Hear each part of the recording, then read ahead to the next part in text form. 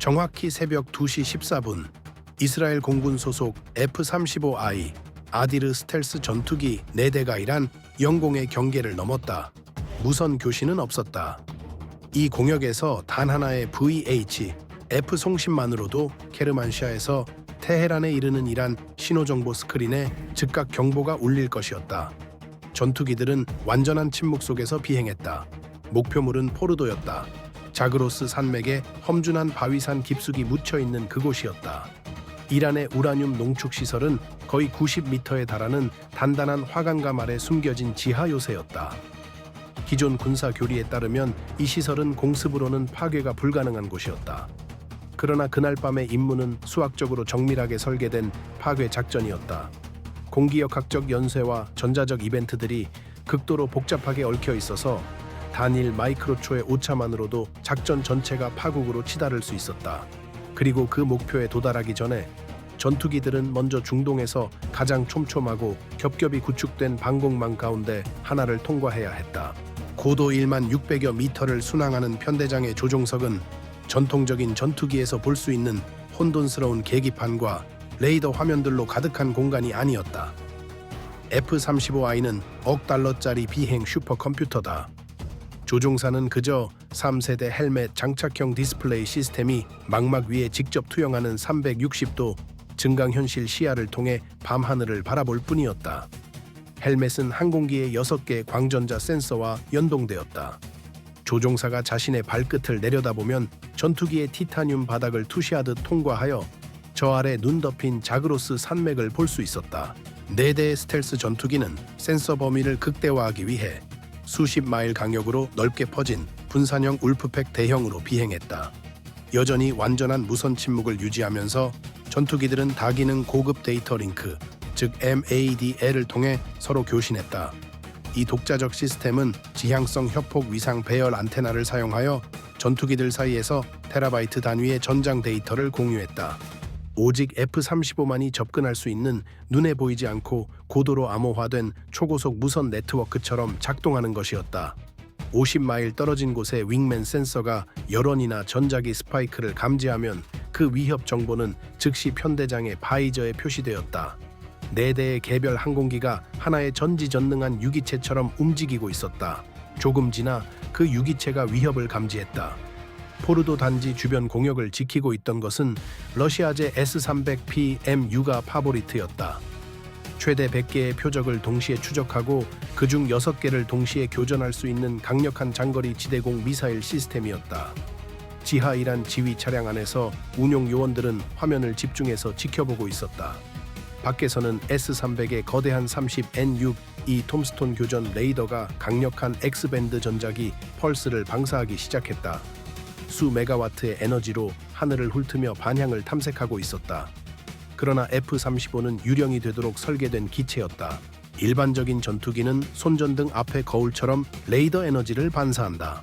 그러나 F-35의 레이더 반사 단면적은 대략 골프공 하나 크기에 불과하다. 톰스톤의 강력한 레이더파가 전투기에 부딪혔을 때 그 에너지는 되돌아오지 않았다. 정밀하게 설계된 기체의 기하학적 모서리들이 에너지를 허공으로 굴절시켰고 레이더 흡수 소재 코팅 속에 박혀있는 미세한 철입자들이 남은 전자기 에너지를 말 그대로 무해한 열로 변환했다. 지하 S-300 지휘 차량 안에 수백만 달러짜리 레이더 화면에는 고요한 밤의 텅 빈 정정이만이 보일 뿐이었다. 그러나 조종석 안의 F-35I는 이미 자신의 먹잇감을 해부하고 있었다. 전투기의 ASQ-239 바라쿠다 전자전 시스템은 톰스톤의 전자기 방사를 그것이 기체에 닿는 순간 밀리초 단위로 감지해냈다.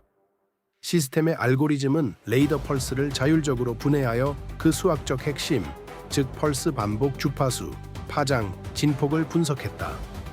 조종사가 단 하나의 버튼도 누르지 않은 상태에서 전투기의 컴퓨터는 위협을 분류하고 전 세계 위협 라이브러리와 대조하여 정확한 지리적 좌표를 2m 방향까지 삼각 측량했으며 조종사의 증강현실 바이저에 붉게 빛나는 다이아몬드 표식을 그려 넣었다.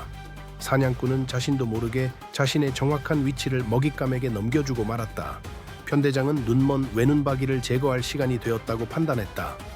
이란 레이더 운용 요원들의 유효 탐지 범위 바뀐 72 킬로미터 이상의 거리에서 조종사는 오른쪽 조종관의 무장 투하 반가쇠를 당겼다. 전투기의 스텔스형 동체 아래에서 유압 액추에이터가 내부 무장창 문을 열었다. 이것은 스텔스 전투기에게 가장 취약한 순간이다. 무장창 문이 열리면 기체의 공기역학적 기하 구조가 일시적으로 무너지며 레이더 반사체가 생겨난다. 문이 열려 있던 시간은 1초 이할도 차에 되지 않았다. 공합식 배출 장치가 두 발의 GBU-39 소구경 폭탄을 얼어붙은 밤하늘로 세차게 밀어내기에는 충분한 시간이었다. 순식간에 8발의 소구경 폭탄이 편대 전체에서 자유낙하 상태가 되었다. 이 탄약들은 일반 재래식 폭탄이 아니었다. 자율 정밀 유도 활공 폭탄이었다. 기체를 벗어나자마자 독특한 다이아몬드백 날개가 펼쳐지며 16,000여 미터의 희박한 공기를 잡았다. 한 발당 대략 $40,000의 비용으로. 소구경 폭탄은 이스라엘 무기 체계에서 가장 저렴한 탄약 가운데 하나로 기본형 소형 승용차보다도 싸다. 그러나 군이 돈을 쓰는 것은 폭발력 그 자체가 아니었다. 군이 구매하는 것은 수학적 효율성이었다. 폭탄의 무게는 113kg에 불과하고 탄두는 AFX-757 고폭약 16kg 남짓이었다. 도시 한 블록을 초토화할 필요가 없었다. 특정 광섬유 케이블 묶음을 절단하거나 정밀한 레이더 안테나를 파괴하는 것으로 충분했다. 군용 항제밍지 PS와 초정밀 관성항법 장치에 의존하며 8발의 날개 달린 폭탄들은 S-300 포대를 향해 조용한 완만한 활공을 시작했다. 엔진이 없으니 이란의 적외선 센서가 탐지할 열 신호도 없었다. 그로부터 얼마 후 톰스톤 레이더가 마침내 접근하는 탄약을 포착했다. 소구경 폭탄들이 24km 임계선을 넘어섰고 그 작은 금속 동체들이 러시아제 시스템이 인식하기에 충분한 반향을 만들어내기 시작했다. 이란 지휘 차량 안에서 경보음이 울부짖었다. 자동 방어 프로토콜이 즉각 작동했다. 발사대의 육중한 수직 발사관들이 뚜껑을 날려버리며 거대한 48N 6.2 요격 미사일들이 하늘로 솟구쳤다. 고체 로켓 부스터가 칠흑 같은 사막의 밤을 눈부신 대낮으로 바꿔놓았다. 그러나 이란 운용 요원들은 해결 불가능한 물리학적 문제에 직면해 있었다. S-300은 냉전 시대의 거대한 B-52 폭격기와 고속 탄도 미사일을 격추하기 위해 설계된 시스템이었다. 급격한 복잡한 활공 각도로 낙하하는 소형 무동력 공기역학적 비행체 무리를 요격하도록 프로그래밍되어 있지 않았다. 거대한 요격 미사일들은 마하 6의 속도로 하늘을 가로질러 치솟으며 민첩한 활공 폭탄들을 따라잡아 요격하기 위해 엄청난 속도를 줄이려 했지만 선회 방향이 너무 컸다.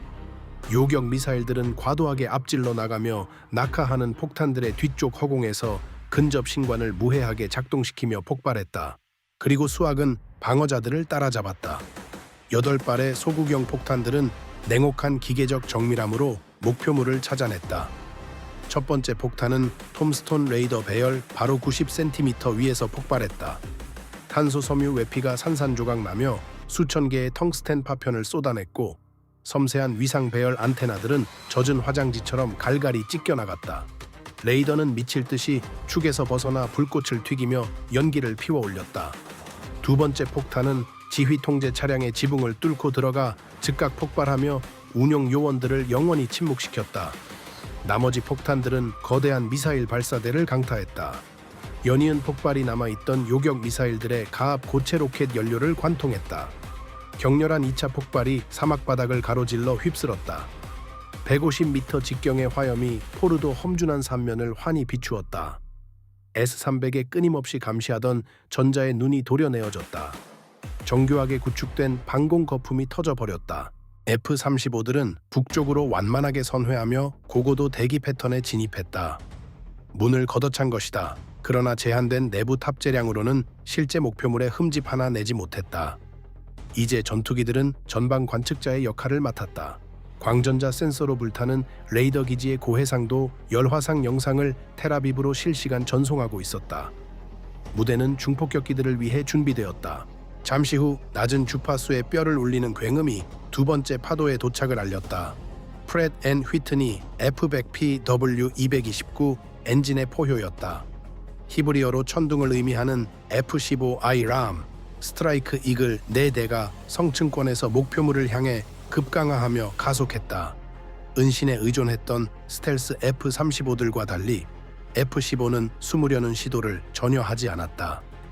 레이더 반사 단면적은 헛간 크기였고 쌍발 엔진은 거대한 열 신호를 내뿜었다. 그러나 숨을 필요가 없었다. 공역은 이미 정리되었고 이들은 F-35가 가져올 수 없었던 것을 가져왔다. 타협 없는 절대적인 질량이었다. F-35는 탄소 섬유 매스라면 F-15는 다이너마이트를 가득 실은 18바퀴 트럭이었다. 쌍발 엔진이 합산 26,000여 킬로그램의 추력을 만들어냈다. 날개 아래 매달린 터무니없는 중량을 감당하기 위한 필수적인 힘이었다. 포르대는 일반 폭탄이 무용지물이었다. 원심 분리기들은 흙과 암석과 강철 보강근이 촘촘히 박힌 초고성능 특수 콘크리트로 이루어진 매트릭스에 보호받으며 산 깊숙이 회전하고 있었다. 각 F-15I의 동체 연료 탱크에는 GBU-72 고급 2250kg 관통 폭탄이 한 쌍씩 장착되어 있었다. 이것들은 전통적인 의미의 폭발 장치가 아니었다. 운동 에너지를 지닌 운석이었다. GBU-72의 외피는 스탬프 판금이 아니었다. 초공용도 강철 합금 단일 블리슬 기계로 깎아 만든 것이었다. 원래는 200mm 구경 인격 포신에서 유래한 소재였다. 폭탄의 벽은 인치 단위의 두께로 뒤틀리거나 부서지지 않고 지구상에서 가장 격렬한 감속력을 견디도록 설계되었다. 파편화되는 것이 아니라 살아남기 위한 설계였다. 고도만 2,000여 미터에서 편대장 F-15I 조종사가 로브 기동을 시작했다. 마하 1.2의 속도로 비행하며 그는 중전투기의 기술을 정확히 30도 각도로 들어 올리고 무장 투하 버튼을 눌렀다. 폭발 볼트가 점화되며 2250kg에 달하는 무장 두 발이 기체에서 분리되었다. 초음속으로 기술을 들어 올리며 무장을 투하함으로써 조종사는 5,000파운드짜리 거대한 폭탄들을 높은 탄도호를 그리며 포물선으로 날려보낸 것이었다. 폭탄들은 희박한 고층 대기 속으로 수천 피트를 더 상승했다가 정점에 도달했다. 그리고 중력이 지배권을 가져갔다. 거대한 강철 전봇대들이 이란의 산을 향해 낙하하며 가속도를 붙이기 시작했다. 3,000여 미터를 통과할 즈음 이미 아음속에 가까운 속도로 떨어지고 있었다. F-15 후방 조종석에서 무장 시스템 장교는 산 사면의 특정 지리적 좌표에 레이저 조준 포드를 정확히 고정시켰다. 이스라엘의 지질학자들과 구조공학자들이 산의 결정적인 하중 지지 취약 지점으로 계산한 바로 그 자리였다. 이어서 운동 에너지 방정식이 격렬하게 풀렸다. 2분의 1 곱하기 질량 곱하기 속도의 제곱. 첫 번째 GBU-72가 시속 1200여 킬로미터 이상의 속도로 산 측면에 충돌했다. 충격음은 국지적 지진과 같았다. 폭탄의 경화강 노즈가 화관감을 강타했다. 흙과 암석과 표토는 아무 저항도 하지 못했다. 어마어마한 운동 에너지가 강철 외피를 뜨거운 바늘이 왁스 블록을 뚫듯이 지구 속으로 곧장 파고들게 했다.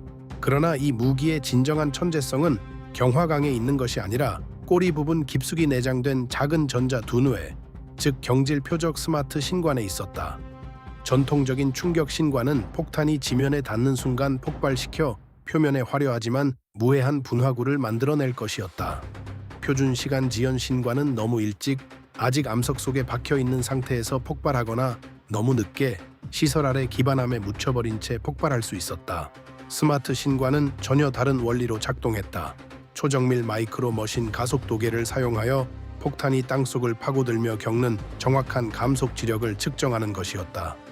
첫 번째 폭탄이 9m의 단단한 화관감을 뚫고 나아가는 동안 신관은 엄청난 항력을 감지했다. 그리고 폭탄이 첫 번째 철근 콘크리트 층에 도달하자 신관은 감속의 갑작스러운 급등을 기록했다. 암석, 콘크리트, 철강. 신관은 자신의 여정을 수학적으로 추적했다. 그리고 돌연 폭탄이 지하 농축홀의 천장을 뚫고 들어갔다. 무기가 방 안의 빈 공기를 통과하는 순간 감속력이 순간적으로 제로로 떨어졌다. 마이크로 프로세서가 즉각 빈 공간을 인식했다. 방을 찾은 것이었다.